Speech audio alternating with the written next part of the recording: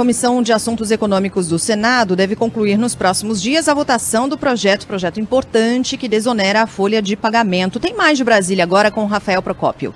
Ainda precisa ser votado em segundo turno antes de ir à Câmara dos Deputados o projeto de lei que trata da prorrogação da desoneração da folha de pagamento das empresas até o fim de 2027. Na primeira votação nesta terça-feira, na Comissão de Assuntos Econômicos da Casa, os senadores aprovaram as propostas por 14 votos a 3. O texto vale para os 17 setores da economia que mais geram empregos no país, entre eles o de vestuário, máquinas e equipamentos, proteína animal, construção civil e comunicação.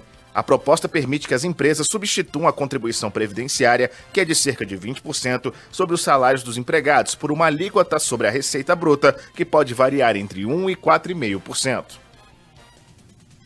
A presidente da Federação de Call Center, Instalação e Manutenção de Infraestrutura de Redes de Telecomunicações e de Informática, Vivian Suruagi, destacou a importância e também a urgência desse projeto. Nós estamos esperando a votação urgente desse projeto de lei, porque nós estamos parados novamente sem definir investimentos, sem definir empregos. Mesma opinião compartilhada pelo presidente da Associação Brasileira de Emissoras de Rádio e Televisão, Flávio Lara Rezende. Isso não é um projeto de um ou dois ou três setores, ou do centro, de esquerda ou de direita.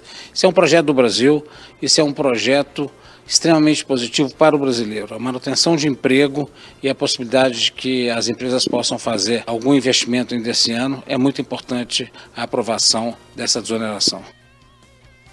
No Senado, os parlamentares aprovaram ainda a inclusão de pequenos municípios no projeto, que deve reduzir os custos com a Previdência de 20% para 8%. Mas o ministro da Fazenda, Fernando Haddad, acredita que não é preciso ter pressa. Existem etapas a serem cumpridas no Senado, mas nós vamos insistir de que a oportunidade para essa discussão não é agora. É depois da reforma tributária, para que a gente possa se debruçar sobre isso. Já tem uma equipe trabalhando nisso e nós queremos fazer esse debate com o Congresso. Bom, ainda na Comissão de Assuntos Econômicos do Senado, uma audiência pública marcada para a semana que vem pode atrasar a votação do novo marco fiscal. A gente está ouvindo aqui, né, Sheila, o ministro do...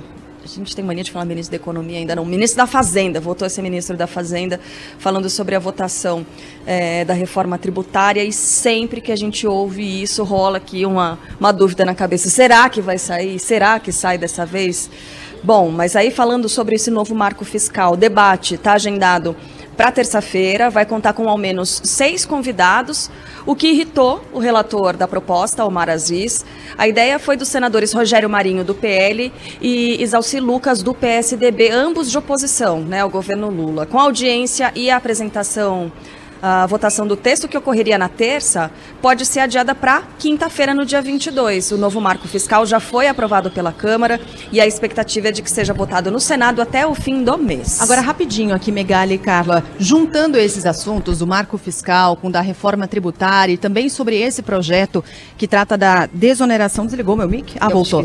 Que trata da desoneração da folha de pagamento, né? É claro que a gente precisa, e o governo tem esse trabalho de articular aprovações com o Congresso Nacional, esperar a aprovação final para tocar o marco fiscal. É claro que a gente precisa aprovar a reforma tributária, mas já são décadas e décadas debatendo esse assunto. Será que a desoneração da folha precisa esperar a reforma tributária?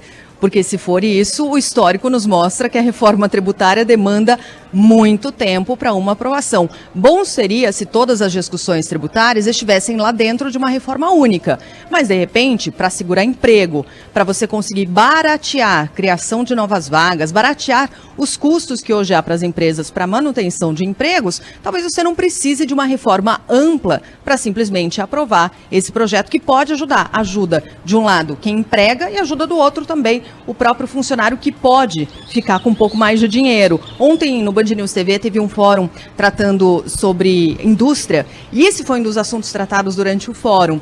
E aí, os convidados estavam falando, poxa, se você hoje tem um custo com um funcionário, digamos, de R$100, quando você tira os tributos, e aí o funcionário já fica, sei lá, com 40% disso, aí ele também é tributado. Cara, o que fica para o funcionário na ponta é muito pouco.